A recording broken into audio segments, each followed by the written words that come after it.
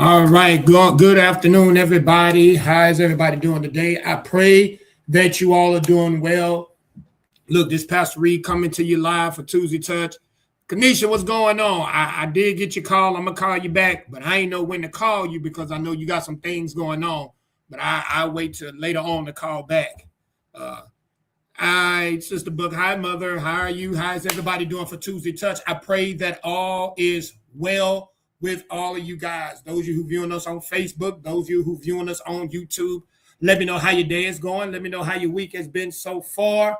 So far, it's been a decent week. It's been a good week. You know, every day that you wake up, it's a good day. And so I'm grateful just having that opportunity to wake up.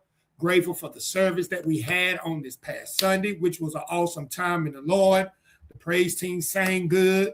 Preaching, I pray, was okay with you guys. We had a great time in the Lord. Then Monday came. I know some people had some excitement on Monday, but then the spirit began to temper down a little bit, right? And then we had on Tuesday, which is, with that middle of the week where you need that extra boost, where this is what we provide for you guys here for Tuesday Touch. I'm glad to be able to. Hey, we're glad you're here too for Tuesday Touch. We're glad that you all are here too for Tuesday Touch. This platform is here to encourage you guys during that midweek part of the week. We know Bible study is on Wednesday, but that's when we dig into the Word of God. But on Wednesday, you get that push through the preach word for about a good 10 to 15 minutes that will encourage you all to press throughout your day. And so, again, we pray that all is well. So let's get right to it. Our Tuesday Touch today will come from 2 Timothy 1 and 7. 2 Timothy 1 and 7. And this is what the word says to us. For God has not given us the spirit of fear, but of power and of love and of a sound mind. Let me say it again.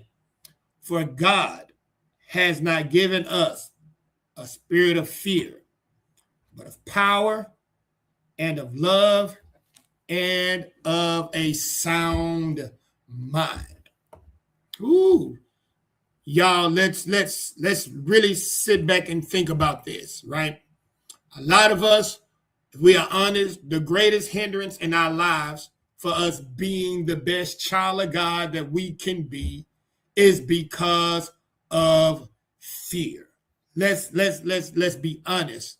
A lot of us, we allow fear to grip us, fearful that the Lord could actually use you in the service, fearful of what people may think about you. Hey, Sister Hunt, how you doing? Some of us, we're just fearful of being in large packs of people. Fear tends to grip us. Fearful that a situation that we are in will be worse than what it is, that the outcome will be damaging. Fear tends to grip the life out of us. Some of us, we're fearful of what the unknown may be. We're fearful that God can actually use you in a platform that's bigger than you. You know, fear tends to grip us. And if we're honest, what fear also does, it tends to have us to question the very power and existence of the Lord, right? You know, when we hit that hard trial, fear will make us question, can God truly bring me out? When we lose that job and we know that we're coming up on bills that's due, fear will grip you and say, will God actually be my provider? Fear is that thing that has us to question, does God really care about me? Is he really concerned about me? But what I've also learned about fear is fear doesn't grip you when things are well. We tend to fear when things become uncomfortable and no longer in our control. That's when fear grips us. And so what we have to understand is that fear is the opposite of faith. As a matter of fact, fear is the enemy of faith, because when you fear something, then you don't believe that the impossible can become possible. We don't have the faith to believe God can change my circumstances when fear has already clogged my mind that the doctor said this is only going to last. I have 3 years to live. We no longer have the faith to believe that God can heal me when the doctor tells you that this is uncurable. We don't have the faith to believe that I'm fearfully and wonderfully made when all I've heard is that I was no good, unqualified, right? But he says, for God has not given us that spirit. And so once we know that the spirit is not of God, then people of God, the best thing that we need to do is when fear begins to grip our spirit, when fear begins to come and tell us that we're not worthy, when fear begins to make us scared of the unknown, we understand that if God didn't give it to us, then we need to give it back to who it belongs to. And it doesn't belong to God, that belongs to the enemy. And so, people of God, when the enemy begins to play and throw that fear card in your life, remember that God has not given that to you. And so, since God didn't give it and I didn't ask for it, enemy, you can have it. Here, take this gift back to you. But there are some things that he did give us, right? He said, but he's given us power. Power. What you mean power? He's given us power or the courage to encounter dangers and difficulties that we may face. Oh, that's a beautiful thing, because we understand, people of God, that the Spirit of God is down on the inside of us. And if we have the Spirit of God on the inside of us, then we have the power and the courage to encounter the dangers that may face us. I just think about the 3 Hebrew boys when they were faced with going ahead with King Nebuchadnezzar because they wouldn't bow down and worship the image. Because they had all the faith and the power and courage in God, they looked at the enemy and they said, look, you can do what you do, but we're not going to bow down. And if you throw us into the fire, God will bring us out. But if he doesn't bring us out, we won't bow. And in other words, they had a power to know, you know what, you could throw me in the fire. And we all know what happened when it was in the fire. The Bible says they went in the fire that was bound, but when they walked in the fire, they became loose.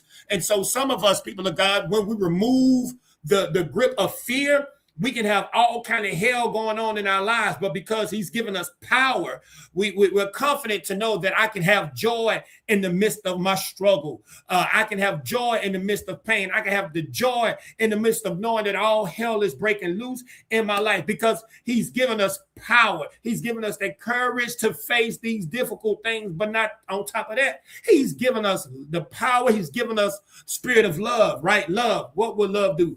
Love will set us above all the hurt that the people and the situation brings upon us. Because let's be real. When we hurt in our soul, when we're hurt typically because of the situation or because of people. And because he's given us the power and love, the love of God that dwells on the inside of us, right?